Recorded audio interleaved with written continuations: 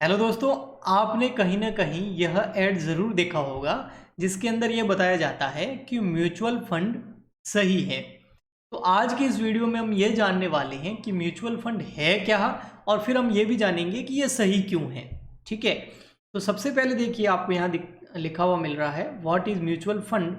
तो mutual end fund दो चीज़ें हैं। फंड का मतलब हो गया रुपए, ओके, उसका कोई एक फंड। ठीक है, और म्यूचुअल मतलब क्या होगा, किसी एक का नहीं है, म्यूचुअली, यानी कि इससे ये पता चलता है कि कॉन्ट्रो करके, जैसे हम पार्टी वगैरह नहीं करते हैं, तो उस तरीके का कुछ है ना। कोई अकेला आपका दोस्त खर्चा नहीं कर रहा, आप सब मिलके कॉन्ट्रो करके पार्टी कर रहे हैं, तो म्यूचुअली सबकी सहमति से इकट्ठा किया हुआ फंड। ओके, तो अब हम आगे बढ़ते हैं, और मार्केट, शेयर मार्केट के अंदर अगर आप इन्वेस्ट करना चाहते हैं तो उसके दो तरीके हम यहाँ पर समझते हैं। पहला तरीका ये है कि मान लेते हैं ये है मिस्टर विजय। ठीक है, ये मिस्टर विजय है, और मिस्टर विजय जो है शेयर मार्केट के अंदर पैसा लगाना चाहता है, यानी कि कोई शेयर बाय करना चाहता है। ठीक है, और विजय के पास मान लेते हैं 1,00,000 रुपीज़ हैं, 1,00,000 रुपये हैं। अब विजय को कोई ज़्यादा नॉलेज नहीं है शेयर मार्केट का, कोई शेयर मार्केट का विजय कोई एक्सपर्ट नहीं है।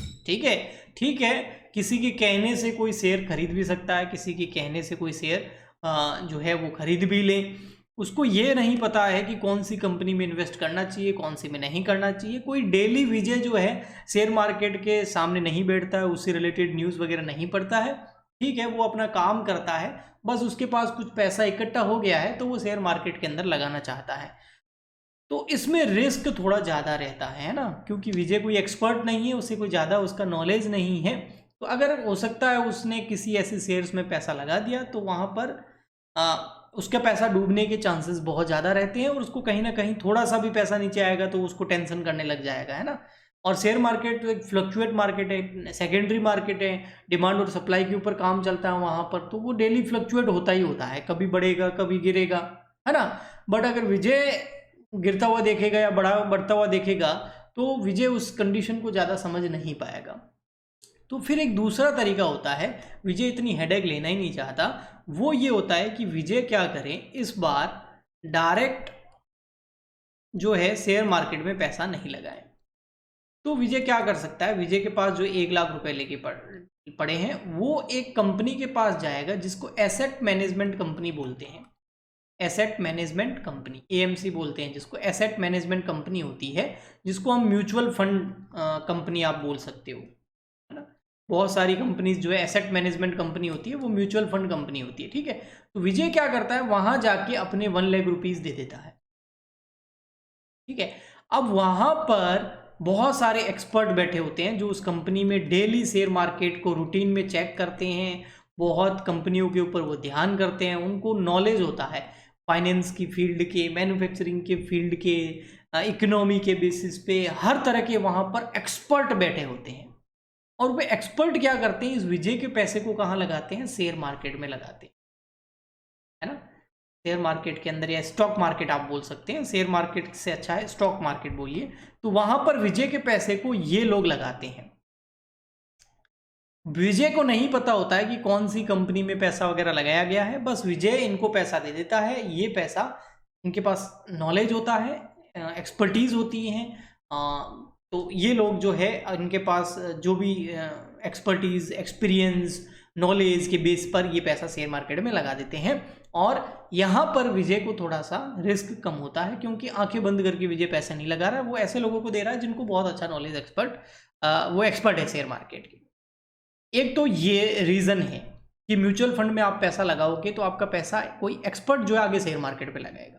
दूसरा रीज़न, अगर यहाँ पर विजय 1,00,000 रुपए लगाना चाहता है शेयर मार्केट के अंदर, तो वो कोई बड़ी बड़ी कंपनीज के शेयर बाय नहीं कर पाएगा। मैं तो यहाँ 1,00,000 बड़ा अमाउंट ले रहा हूँ, अगर मान लेते किसी के पास 1,000 रुपये है, अब शेयर मार्केट में बहुत सारे शेयर ऐसे हैं जो 1,000 रुपये के ही हैं, एक शेयर मिलेगा उसको, या 10,000 रुपये का एक शेयर होता है। एमआरएफ जैसे शेयर 60,000 रुपये का एक शेयर है, तो क्या वो एक शेयर ही लेके बैठ जाएगा? जैसे विजय को एमआरएफ के शेयर बाय करने हैं तो 2 शेयर लेके बैठ जाएगा कि विजय? तो इससे क्या है कि यहाँ पर जो ये एसेट मैनेजमेंट कंपनी होती है, म्यूचुअल फंड कंपनी होती है ना, म्यूचुअल फंड जो होती है, इसमें ओनली विजय नहीं लगाता है पैसे, इसमें एक है मिस्टर अजय, उसने भी दे दिए कुछ पैसे, मान लेते हैं अजय ने दे दिए कुछ पैसे, गणेश ने दे दिए कुछ पैसे, एक्स ने दे दिए, वाई ने दे दिए, जेड ने दे दिए, न जाने कितने सारे लोग जो है इस म्यूचुअल फंड कंपनी को पैसा देते हैं इन्वेस्ट करने के लिए। फिर इस म्यूचुअल फंड कंपनी के पास में बहुत अच्छा खासा पैसा आ जाता है ना। किसी ने 1 लाख, किसी ने 10,000, किसी ने 50,000, किसी ने 20,000, किसी ने 30,000, किसी ने 10 लाख रुपए दे दिए, किसी ने 30 लाख रुपए दे दिए। तो इसके पास 100 करोड़ रुपए मान लेते हो गए। अब ये 100 करोड़ ये कहाँ लगाएगी कंपनी? ये सारे एक्सपर्ट जो है वो 100 करोड़ रुपीस को कहाँ लगाते हैं? शेयर मार्केट के अंदर लगा देते हैं। तो इसीलिए मैंने बोला इसको एसेट मैनेजमेंट कंपनी हो गई, है ना। सबने म्यूचुअली पैसा दे दिया ये कंपनी को, वो कंपनी के पास बहुत बड़ा फंड आ गया, वो बहुत बड़ा फंड जो है शेयर मार्केट में लगा रही है। अब 100 करोड़ रुपीस जो है किसी एक कंपनी में तो वो लगाएगी नहीं, शेयर मार्केट में वो क्या करेगी? फिर मैंने लास्ट लेक्चर के अंदर आपको बताया था पोर्टफोलियो, वो बहुत दमदार पोर्टफोलियो बना देगी। उस पोर्टफोलियो में कुछ ऐसी कंपनीज होगी जहां से रिटर्न एकदम फिक्स आता हो, डिविडेंड मिलता हो। गवर्नमेंट कंपनीज के अंदर लगाएगी, प्राइवेट पब्लिक कंपनी जो है उसमें भी अलग अलग सेक्टर के अंदर लगाएगी वो, है ना। मैन्युफैक्चरिंग सेक्टर में लगाएगी, सर्विस सेक्टर में लगाएगी, बैंकिंग सेक्टर में लगाएगी। फ्यूचर में जो टेक्नोलॉजी कंपनी है जिनका फ्यूचर अच्छा हो सकता है उन कंपनीज में लगाएगी। तो वो पूरा एक जो 100 करोड़ रुपीज़ है उनको अच्छे से जो इसका है ना डिस्ट्रीब्यूशन बहुत अच्छे से हो जाएगा और बहुत बढ़िया एक पोर्टफोलियो बन जाएगा। उसमें कुछ ऐसे शेयर भी होंगे जिसमें रिस्क बहुत कम होगा, कुछ ऐसे शेयर भी वो बाय करेगी जिसमें रिस्क बहुत ज़्यादा होगा। रिस्क कम होगा तो रिटर्न कम होगा, रिस्क ज़्यादा होगा तो वहाँ पर रिटर्न भी ज़्यादा होगा। वो ये एक्सपर्ट होते हैं और इनको 100 करोड़ रुपीज़ लोगों ने दे दिए हैं। अब ये उस 100 करोड़ को मैनेज करेंगे, ठीक। अब इन लोगों ने जिन जिन लोगों ने पैसा लगाया है इनको क्या मिलता है?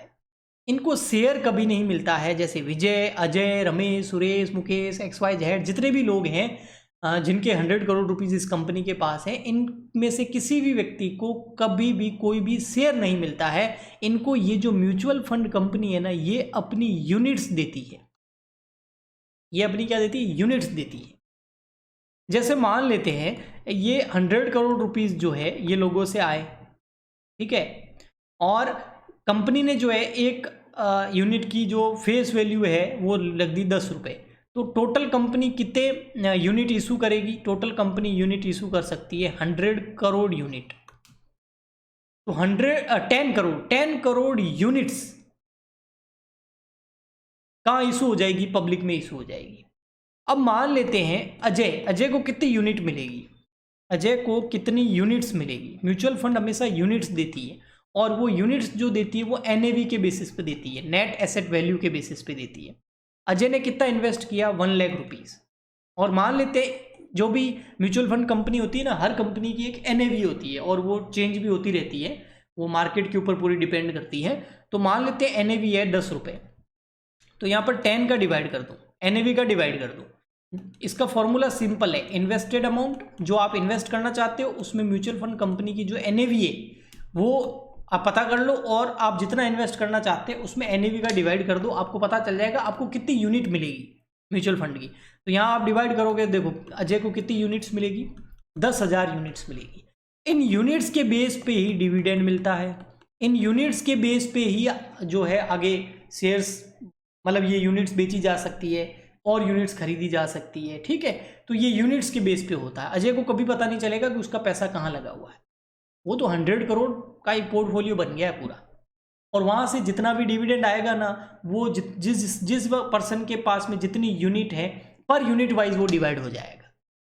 बट यहाँ पर अगर मार्केट में बहुत भयंकर वाली कोई गिरावट आ जाती है तो क्या आपका पैसा नहीं डूबेगा? डूब सकता है, क्योंकि भले ही आप लगाओ पैसा डायरेक्ट शेयर मार्केट के अंदर, चाहे आप इस कंपनी को दे दो जिसको हम म्यूचुअल फंड कंपनी बोलती है, लेकिन डायरेक्ट और इनडायरेक्ट पैसा जाना कहाँ है? जाना तो शेयर मार्केट में ही है ना।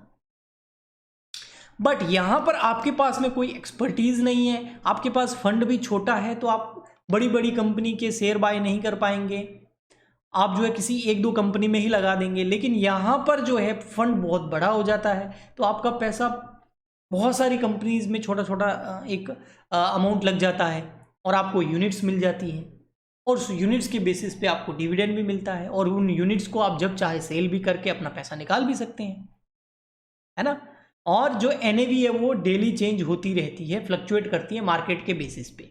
जैसे अगर शेयर मार्केट अच्छा कर रहा है और जो म्यूचुअल फंड कंपनी ने जिन कंपनी के शेयर बाय कर रखे हैं वो कंपनीज अच्छा कर रही है, शेयर मार्केट में उनकी प्राइस जो है वो बढ़ रही है, तो आपकी जो NAV है उसकी प्राइस भी बढ़ जाएगी और वरना उसकी प्राइस कम हो जाएगी। ठीक है, तो वो सेम सिस्टम होता है, बस आपको शेयर ना मिलके म्यूचुअल फंड की क्या मिलती है, यूनिट्स मिलती है। इसलिए लोग बोलते हैं म्यूचुअल फंड सही है। क्यों सही है? क्योंकि एक तो आप एक अपना छोटा सा अमाउंट शेयर मार्केट में लगाओ, उसमें रिस्क भी ज़्यादा रहता है, आपको कोई नॉलेज भी ज़्यादा नहीं होता है, किसी के कहने पे लगा दिया, पैसा डुबा भी देते हैं बहुत सारे लोग। इससे अच्छा म्यूचुअल फंड में लगा दो ना, उसमें क्या है, पैसा बहुत लोगों का लगा होता है उस कंपनी के पास में, वो सीधा शेयर मार्केट में लगा देती है, आपको यूनिट्स मिल गई, झंझट खत्म। जब आपको लग रहा है कि अच्छा खासा रिटर्न मिल रहा, आप यूनिट्स बेच दो, और जब आपको लग रहा है कि नहीं पड़ा है तो पड़ा रहने दो। ठीक है, तो ये होता है म्यूचुअल फंड। म्यूचुअल फंड मेरे हिसाब से सही है उन लोगों के लिए जिनको शेयर मार्केट का ज़्यादा नॉलेज नहीं है। तो अगर ये अच्छा लगा है तो आप इस वीडियो को लाइक और चैनल को सब्सक्राइब जरूर करें। हम मिलते हैं नेक्स्ट वीडियो में, आज के लिए इतना ही, तब तक के लिए goodbye and thank you.